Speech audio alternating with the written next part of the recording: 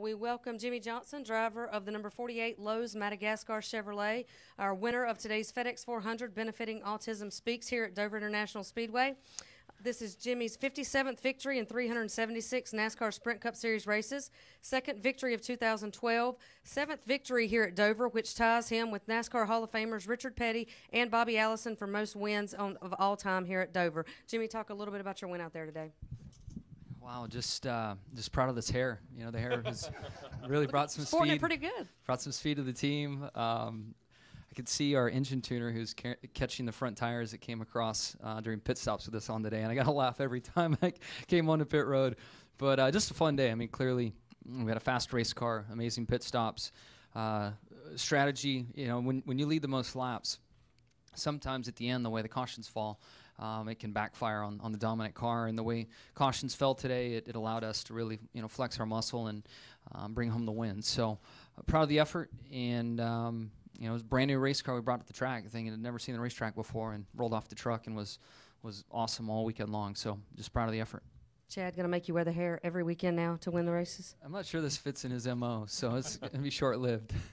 Also joining Jimmie up here at the table is Chad Canals, the crew chief of the 48. Chad, obviously we talked to Jimmie yesterday and his availability about the Hendrick dominance. Obviously you've had a lot of success the last few weeks with the All-Star win, the pit crew win, the resurgence of the Hendrick teams the last couple of weeks, especially at Charlotte. Talk a little bit about your strategy coming into Dover this weekend and the win sitting up here today. Yeah, it was a great weekend, much like what Jimmie just referred to. There's a brand new race car, so you always have to have a bit of an acclimation period for your car when you get to the track to just learn the little intricacies of it. And man, we came off the truck and we were real fast right out of the box. Jimmie, we were trying a little bit of different setup, and Jimmie felt like that we needed to do something different. He made a pretty big call personally for us to shift the setup in the race car, and we did. And he felt like that it was some big changes. So we had to significantly change the race car once we got here. But then once the race started, well, actually, first in qualifying, Jimmie did a great job with the car then, and that led us down the path where we were today. And, man, it went great. It went really well. It was a lot of fun. Obviously, everybody at Hendrick Motorsports is putting a lot of effort right now from the engine, chassis, and body department, just trying to get the race cars built because the sport is evolving so quickly with rules changes and things of the nature. It's difficult to stay on top. So to get to where we're at right now with a good, solid 3-4 weeks for Hendrick Motorsports is really nice. We'll open it up for questions here in the media center, then go up to the press box for Chad and Jimmie. Please raise your hand. We'll get a wireless mic to you. We'll start up here at the front, if we could get a mic up here. Then we'll go to the back. We'll take one from Mark in the back. Hi, Jimmie. Sean Green with WDEL in Wilmington. This is your 7th title here at Dover. 2 Hall of Famers also won 7. What does it mean to you to get that 7th victory at this track? It's just a huge honor to I was never one that paid attention to stats. I just truthfully never thought I'd be a guy that would build up any cool stats, and here I am with some pretty cool stats, and with legends of our sport and guys that I've looked up to. So very proud of the effort. I know it's hard to give you a serious answer with this hair on right now, but very proud of the 7 wins here and to be in that very elite company. Okay, we'll take our next question from Mark, then Chad, then go over to Bob. Mark Allman, NASCAR.com. Jimmie, the outside lane on the restarts was so much better today. Is that indicative of Dover, or was there a particular reason for it today? It's been tough to sort it out. Some tracks, inside works, other tracks, the outside works. You don't know until you get in the race and you get the flow going and figure it out. The All-Star race in Charlotte, I was convinced the outside was the place to be, and Chad was like, look, everybody on the inside has won the race to turn 1 and had no one outside of them and was in the lead. So each week it changes, and this week I just had a good rhythm out there and kept that up and made it work. Go ahead with your question, Chad. Chad Leistico, USA Today. A question for both of you, really. Jimmie, you've clearly had dominant stretches before. How does this compare? And also to both of you, do you feel right now you're in the driver's seat for a 6th championship? It's just way too early to talk championship. I mean, we're doing the things right now that will win one, but we need to do this in September and on.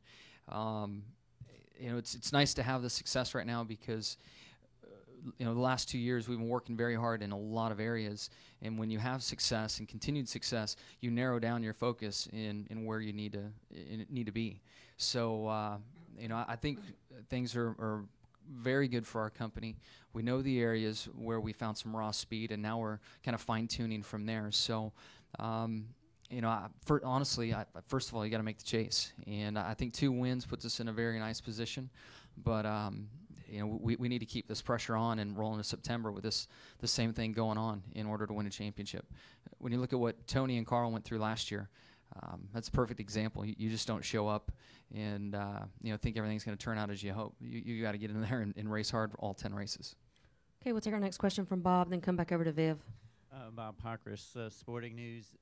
Jimmie, after the win at Darlington, Rick said that there was a lot of tension to get the 200th win, and I'm curious how much of a relief do you feel like it was to get that, and has that impacted this kind of role that Hendrick has gotten on? I don't think so. From the 48 standpoint, I know that's not the case.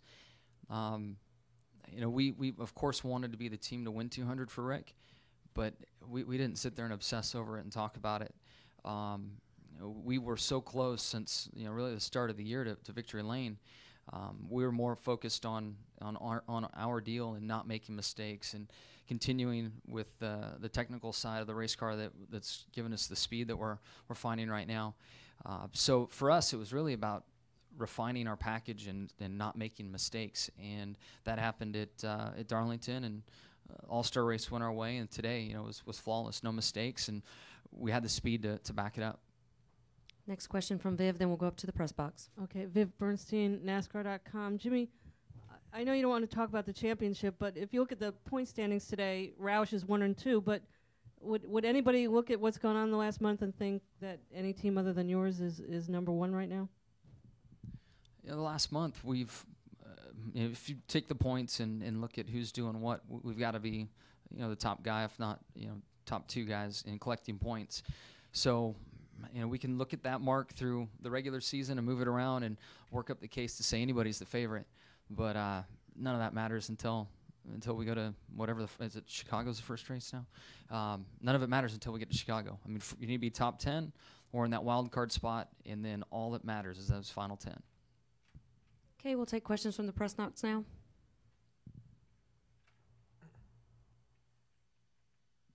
Questions from the press box? Question. Hello, press box. Hello. Go ahead. Mike Hembry, Speed.com. Jimmie, the rest of the field had several chances to get you there late with the cautions and so forth. Did you ever really feel like you were in serious jeopardy of losing the lead on those restarts? Yeah, the tricky part about the restarts, especially on used tires, it would lay down a lot of rubber, and the hot tire would pick up that rubber, and it was so tough to keep your tires clean so that you could accelerate right on the restart. And I had probably my weakest restart with the 29. He was alongside of me going into 1, and the way track position is, if even if you have this dominant car or a strong car, it's tough to get by guys. So. I also look back and say that our effort on pit road today kept me in control of the race, and that was a plus. And then so I could pick the lane that I wanted and control the start. And then that last one, Kevin stayed with me up through the gearbox, and I was able to rally around the outside through 1 and 2. But that was the part I was most concerned about, was hot tires on a restart. Again, we just picked up all that rubber, and you could feel the wheel get out of round, and the car would just start bouncing around on the straightaway, and you're like, oh man, I've got stuff stuck to my tires, and try like crazy to clean it up, but a lot of times it wouldn't even come off. No further questions from the press box. Okay, we'll come back downstairs.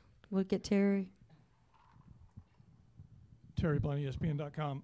Jimmie, Jeff was obviously really upset afterwards. He said he felt they had the best car. He felt they should have won the race. Did you feel like if he hadn't had the trouble with the loose wheel that you could have beaten him? Did you think he would have won the race? What do you feel about that?